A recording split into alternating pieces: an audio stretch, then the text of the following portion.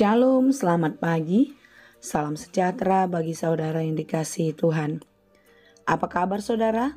Semoga baik ya. Dan tetaplah penuh semangat pengharapan di dalam Tuhan kita. Sebelum kita melanjutkan aktivitas pada hari ini, marilah kita meluangkan waktu untuk mendengar dan merenungkan firman Tuhan. Biarlah Roh Kudus menerangi hati dan pikiran kita, sehingga firman Tuhan bekerja dengan leluasa, menuntun dan mengajar kita untuk dapat menjalani kehidupan ini lebih baik seperti yang dikehendaki Tuhan. Marilah kita berdoa. Ya Allah Bapa yang Maha Baik, kami bersyukur atas segala kasih-Mu, penyertaan-Mu dalam kehidupan kami sampai pada hari ini. Betapa banyak kebaikan Tuhan yang telah kami terima dan telah kami rasakan di dalam sepanjang kehidupan kami. Hari ini ya Tuhan, kami mau menyerahkan seluruh kehidupan kami. Kiranya Tuhan menuntun dan memelihara hidup kami, agar kami senantiasa hidup di dalam menyenangkan hati Tuhan.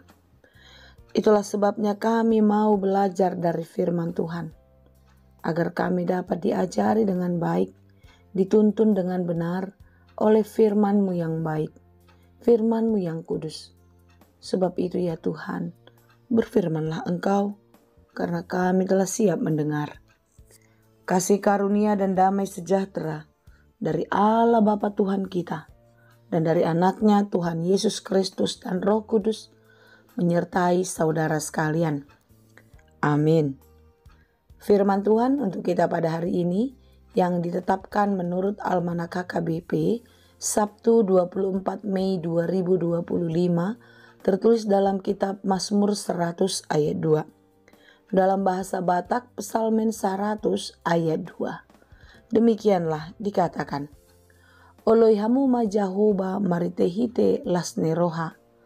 Robe mahamu tujolona maritehite olup-olup.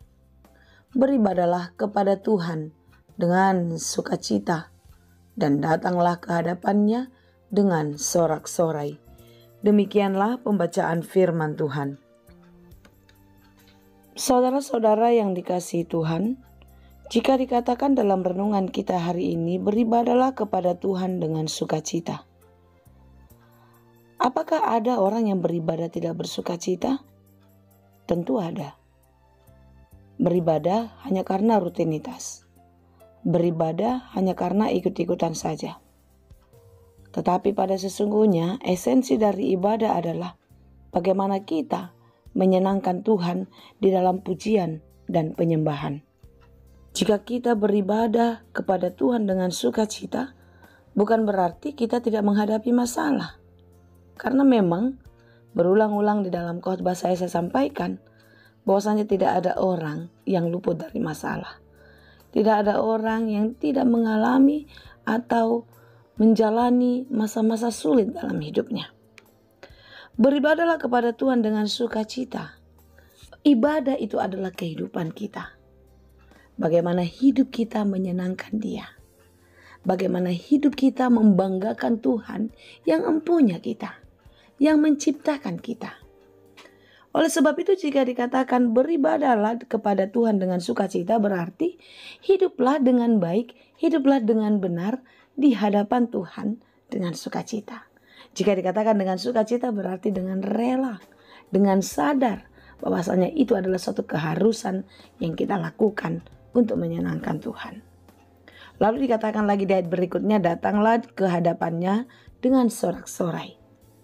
Jika kita datang ke hadapan Tuhan, tentu kita membawa persembahan.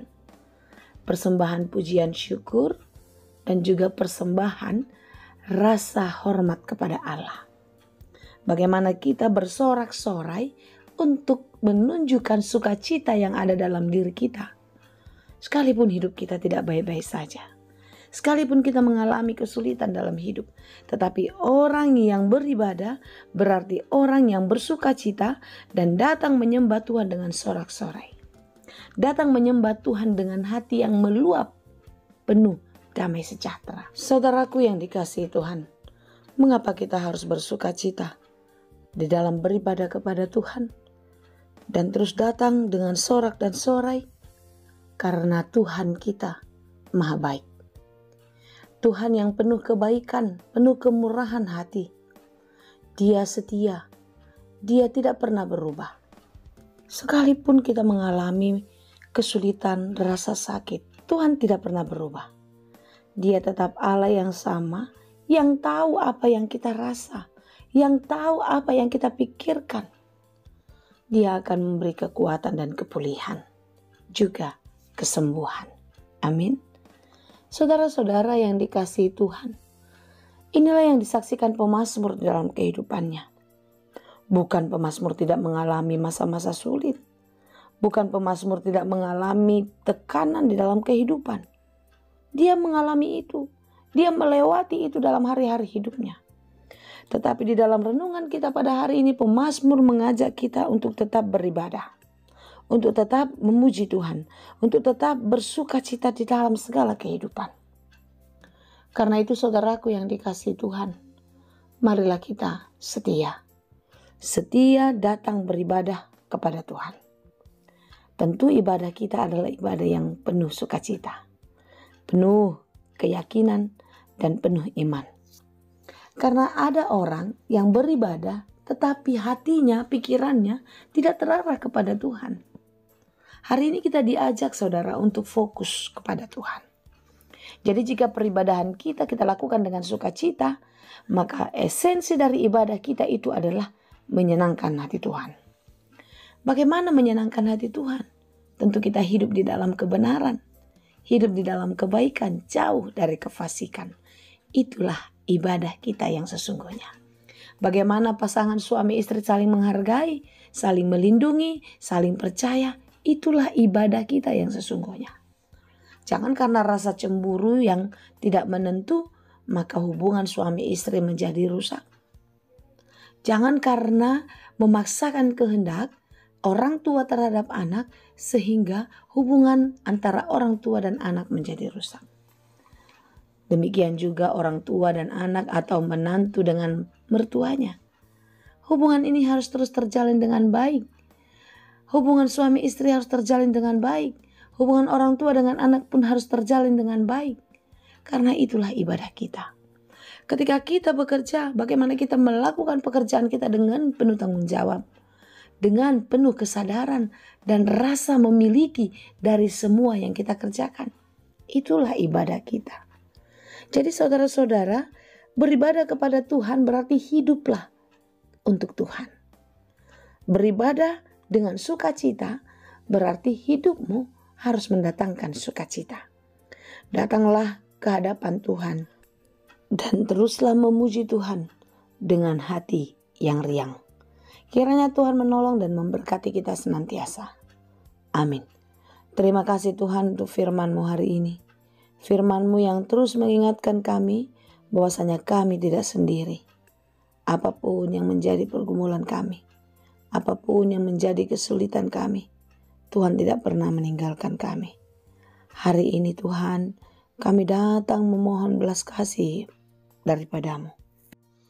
Kuatkanlah saudara kami yang sedang lemah. Hiburkanlah mereka yang sedang berduka cita. Berikanlah solusi dari setiap masalahnya.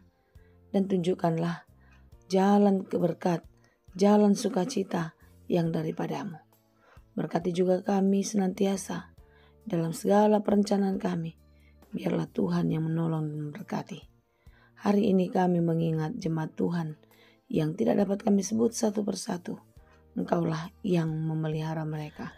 Jika mereka dalam keadaan sakit, Engkaulah yang memulihkan dan menyembuhkan. Jika mereka sedang berduka cita, Engkaulah yang memberi penghiburan. Dan biarlah apa yang mereka harapkan, mereka cita-citakan, Tuhan jawab tepat dan indah pada waktunya. Terima kasih Tuhan.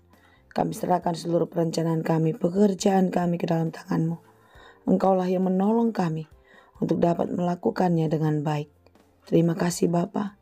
Kami puji dan sembah Engkau di dalam Yesus Kristus Tuhan dan Juru Selamat kami yang hidup. Anugerah Tuhan kita Yesus Kristus, kasih karunia Allah Bapa, dan persekutuan Roh Kudus, itulah kiranya yang menyertai dan memberkati kamu sekalian. Amin.